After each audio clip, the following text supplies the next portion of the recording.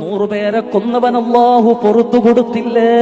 ഖബറിലിറങ്ങി മയ്യത്തിനെ വ്യഭിചരിച്ചവൻ അല്ലാഹു പുറത്തു കൊടുത്തില്ലേ? ജീവിതം മുഴുവനും തെറ്റ് ചെയ്ത് അവസാനം ഒരു നായയ്ക്ക് വെള്ളം കൊടുത്തതിന്റെ പേരിൽ ഒരു പെണ്ണിന് അല്ലാഹു സ്വർഗം കൊടുത്തില്ലേ? ആ റബ്ബാണ് ഇടയത്താരത്തിന്റെ സമയത്ത് ഒന്നാം ആകാശത്തോട്ട് കടന്നു വരുന്നത്.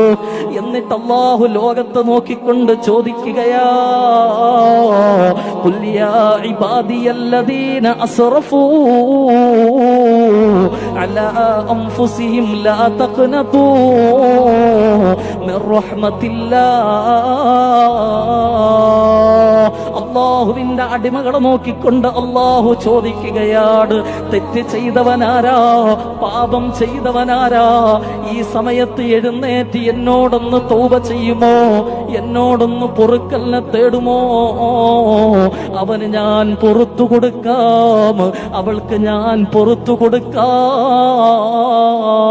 എന്ന് ഇടയത്താഴത്തിന്റെ സമയത്ത്, തഹജ്ജുദിന്റെ സമയത്ത് ഒന്നാം ആകാശത്തിന്റെ മുകളിലിരുന്ന് അല്ലാഹു നമ്മളോട് ചോദിക്കുമെന്ന് നബി മുഹമ്മദ് മുസ്തഫ. അതുകൊണ്ട് റമളാനിലെങ്കിലും തഹജ്ജുദ് നമസ്കരിക്കണേ സഹോദരാ, റമളാനിലെങ്കിലും തഹജ്ജുദ് നമസ്കരിക്കണം.